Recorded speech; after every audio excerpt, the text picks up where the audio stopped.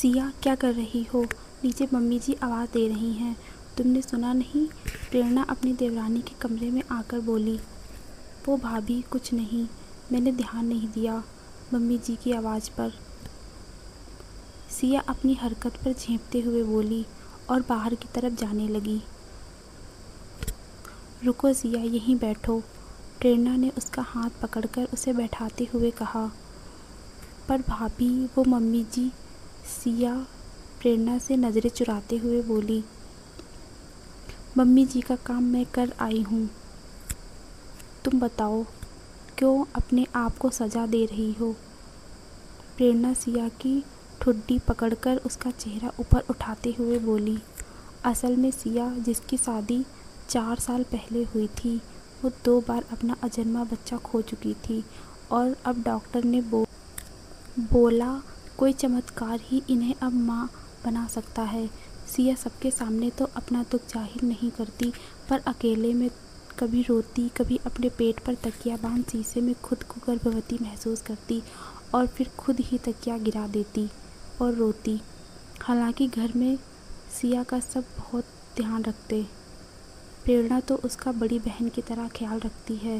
प्रेरणा के बच्चों के साथ भी सिया काफ़ी अच्छा महसूस करती है, पर फिर भी अपने पति राघव के सामने या अकेले में टूट ही जाती है। आज भी वो तकिया बांधे शीशे में खुद को निहार रही थी कि प्रेरणा आ गई। भाभी, ये सब मेरे साथ ही क्यों हुआ? मैं कैसी औरत हूँ जो अपने पति को पिता का दुख सुख नहीं दे सकती? ये बोल सिया रोने लगी। पगली, तू अकेली नहीं, बहुत सी ऐसी औरतें हैं और तू चिंता मत कर, कोई चमत्कार ज़रूर होगा और तू माँ भी बनेगी, समझी? अब जी छोटा मत कर, चल तुझे थोड़ा घुमा लाती हूँ, तुझे अच्छा लगेगा, प्रेरणा बोली। थोड़ी आनाकानी करने के बाद सिया तैयार हो गई। दोनों घूम कर आई तो सिया थोड़ा बेहतर थी। सुनो, सिया की हालत देखते हुए मैंने एक निर्णय लिया है। आप अगर साथ दें तो। रात को प्रेरणा अपने पति रितेश से बोली। ऐसा क्या निर्णय लिया है, पहले पता तो लगे, रितेश बोला। मैं सिया के लिए एक बच्चे को जन्म देना चाहती हूँ। मम्मी जी अनाथ आश्रम से बच्चा लाने के हक में नहीं और बिना बच्चे के सिया एक दिन पागल हो जाएगी, इसलिए मैं एक बच्चा उसकी गोद में डालना चाहती हूँ। पर इस उम्र में, जबकि हमारे खुद के बच्चे बड़े होने लगे हैं, ये सही रहेगा रितेश? रितेश ने कुछ सोचते हुए पूछा। हम एहतियात बरतेंगे तो सब ठीक होगा, बस आप हाँ कर दो, क्योंकि मुझसे सिया का दर्द देखा नहीं जाता। प्रेरणा दुखी हो बोली। जब तुम इतना नेक काम करना चाहती हो तो भला मैं कैसे मना कर सकता हूँ? तुम एक बहू, पत्नी, भाभी और माँ के रिश्ते में तो बेस्ट थी ही, जेठानी का रिश्ता भी बखूबी निभा रही हो, रितेश पत्नी को गले लगाकर बोला। उसके बाद शुरू हुई उनकी कोशिश, क्योंकि प्रेरणा की छोटी बेटी 10 साल की थी तो उनकी कोशिश में वक्त लगा। तब तक सिया की हालत और ख़राब होने लगी। अब वो अकेले में घंटों बैठी रहती। सिया, तुम्हें मेरे साथ डॉक्टर के पास चलना है, मेरी तबीयत ठीक नहीं। और हाँ, वहाँ कुछ नहीं बोलना, जो बोलना या पूछना घर आकर, प्रेरणा ने एक दिन सिया से कहा। सिया हैरान हो प्रेरणा को देखती रही, बोली कुछ नहीं। आपका नाम? रिसेप्शन पर स्लिप बनवाते हुए पूछा गया। सिया राघव वर्मा, प्रेरणा बोली। तो सिया आंखें फाड़ देखने लगी, पर कुछ बोली नहीं। हाँ तो मिसेस सिया, आपके लिए खुशखबरी है, आप माँ बनने वाली हैं, डॉक्टर ने चेकअप के बाद कहा। ये शब्द सुन सिया की आंख भर आई, क्योंकि वो तो इन शब्दों को सुनने की तरस गई थी। अगले पल वो निराश भी हो गई, क्योंकि माँ प्रेरणा बनने वाली थी, सिया खुद नहीं। खैर, दोनों देवरानी जेठानी घर आ गई। माँ जी, आपको पता है आप दादी बनने वाली हैं और मैं बड़ी मम्मी। घर आ रहस्यमयी मुस्कान के साथ सिया को देखते हुए प्रेरणा बोली। क्या सच में? प्रेरणा की सास निर्मला जी हैरान और खुशी के मिले जुले भावों से बोली। भाभी क्यों मेरे जज्बातों से खेल रही हैं आप, या फिर मेरा मजाक उड़ा रही हैं? सिया अब चुप ना रह पाई और रोते हुए बोली, सिया मैंने ना तो मजाक उड़ाया है, ना ही तुम्हारे जज्बातों के साथ खेल रही हूँ। मैं इस बच्चे को तुम्हारे लिए ही जन्म देने का फ़ैसला किया है, इसलिए तुम्हारा नाम ही आएगा इस बच्चे के साथ। प्रेरणा ने मानो धमाका किया। प्रेरणा ने सबको अपना फ़ैसला बताया और साथ ही ये भी कि रितेश उसके साथ हैं, बाकी घर वालों के साथ की उम्मीद करती हैं। वो सब घर वाले प्रेरणा के त्याग से नतमस्तक हो गए। सिया तो खुशी की अधिकता में प्रेरणा से लिपट कर रो दी। राघव ने भाभी के आगे हाथ जोड़ दिए और निर्मला जी, वो तो देख खुश थी कि उनके घर के बहुएं एक दूसरे की खुशी के लिए किसी भी हद तक जा सकती हैं, वरना आजकल तो देवरानी जेठानी की लड़ाई के किस्से ही सुनने को मिलते हैं। सिया प्रेरणा का खूब ख्याल रखती। प्रेरणा भी सिया के साथ ज़्यादा से ज़्यादा वक्त बिता उसे गर्भावस्था के एक एक अनुभव को बताती। हर बार डॉक्टर के पास वो सिया के साथ ही जाती, जिससे सिया अपने बच्चे के बारे में हर एक बात जान सके और मातृत्व का अनुभव कर सके। अब सिया की उदासी, उसका अकेलापन तो मानो कहीं उड़न छू हो गया था। वो अब खुश रहने लगी थी। प्रेरणा, अगले हफ्ते तुम्हारी गोद भराई होगी, तुम अपने लिए नई साड़ी ले आना। गर्भावस्था के 7वें महीने में निर्मला जी बोली। नहीं माँ जी, गोद भराई तो सिया की होगी, आखिर माँ भी तो वो बन रही है, प्रेरणा बोली।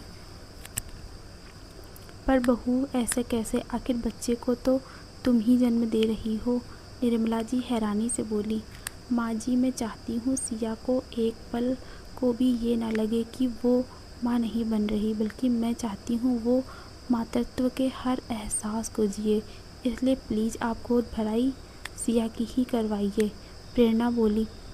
सिया आज अपनी जेठानी में एक भगवान देख रही थी, जो उसकी खुशी के लिए न केवल 9 महीने का कष्ट सह रही है, बल्कि हर एक पल उसे एहसास भी करा रही है जैसे वो खुद माँ बन रही हो। बेटा, मोहल्ले की औरतें क्या कहेंगी, निर्मला जी बोली। माँ जी, आज नहीं तो कल उन्हें पता लगना ही है कि इस बच्चे की माँ सिया है, तो आज ही लग जाने दीजिए, क्या फ़र्क पड़ता है, प्रेरणा बोली। तो निर्मला जी निरुत्तर हो गई। प्रेरणा ने खुद से सिया को गोद भराई के लिए तैयार किया। भाभी, मेरी कोई सगी बहन होती तो शायद वो भी मेरे लिए इतना त्याग ना करती जितना आप कर रही हो। मैं आपके चरण भी धोकर पीऊँ, वो भी कम होंगे। सिया प्रेरणा के हाथ चूमते हुए नम आँखों से बोली। पगली, मैं तेरी बहन ही हूँ, खून का रिश्ता ना सही, दिल का रिश्ता तो है ना। प्रेरणा ने ये बोल उसे गले लगा लिया। गोद भराई का फंक्शन अच्छे से निपट गया। सब सिया और प्रेरणा के रिश्ते को बहुत सम्मान से देख रहे थे। तय समय पर प्रेरणा ने एक स्वस्थ बेटे को जन्म दिया। होश में आते ही प्रेरणा ने उस बच्चे को सिया की गोद में डाल दिया। बहू, अस्पताल से डिस्चार्ज मिल रहा है, चलो अब घर, निर्मला जी बोली।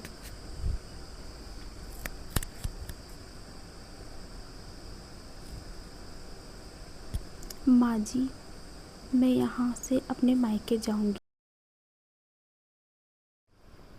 माँ जी, मैं यहाँ से अपने मायके जाऊँगी सीधा, प्रेरणा बोली। क्या तुम्हें क्यों लगता है हम तुम्हारी देखभाल नहीं कर पाएंगे? 2 बच्चों की बारी, क्या हमने कोई कमी होने दी थी? निर्मला जी हैरानी से बोली।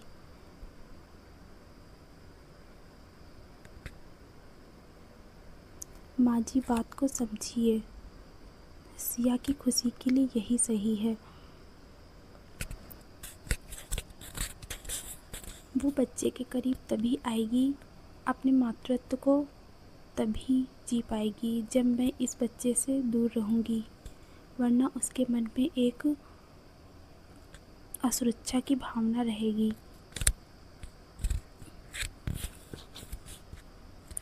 इसीलिए मैंने निर्णय लिया है, मैं मायके जाऊंगी। रितेश अपना ट्रांसफ़र करवा लेंगे, फिर हम दूसरे शहर में ही रहेंगे। प्रेरणा बोली,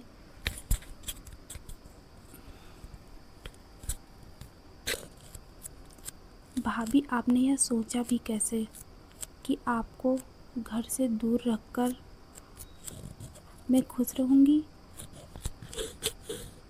मेरे मन में कोई असुरक्षा की भावना नहीं है। जो औरत अपनी देवरानी के लिए इतना बड़ा त्याग कर सकती है, वो किसी के मन में क्या असुरक्षा की भावना आने देगी? आपने मुझे माँ बनने का सुख दिया है, मुझ पर उपकार किया है। अब मुझसे मेरी बहन ना छीनिए। मुझे एक बच्चे को पालना तो आप ही सिखाएंगी ना। इस बच्चे को हम 2 माएँ पालेंगी। आप अपने घर से कहीं नहीं जाएंगी। तभी वहाँ सिया आकर बोली और प्रेरणा के गले लग गई। प्रेरणा की आंखें भीग गईं। निर्मला जी दोनों बहुओं की बलैयाँ लेने लगी। जब प्रेरणा को अस्पताल से छुट्टी मिली, सिया उसे घर ले आई और उसका बहुत ख्याल रखती थी। बच्चा भी अब 2 माँओं के आंचल तले पलने लगा। हालांकि प्रेरणा उसे ज़्यादा से ज़्यादा समय सिया को देती, यहाँ तक कि उसने बच्चे को दूध की बोतल भी लगानी चाहिए। पर सिया ने उसे यही कहा कि बच्चे से उसका हक मत छीनिए। दोस्तों, देवरानी जेठानी का प्यार आज के समय में कहीं खो गया है, पर मेरी नज़र में ये बहुत प्यारा रिश्ता है। बरसते दोनों तरफ से निभाया जाए, ये एक सच्ची कहानी है। आज वो बच्चा बड़ा हो चुका है। उसे अपनी असली माँ का भी पता है, फिर भी उसके मन में सिया और प्रेरणा दोनों के लिए बराबर सम्मान है।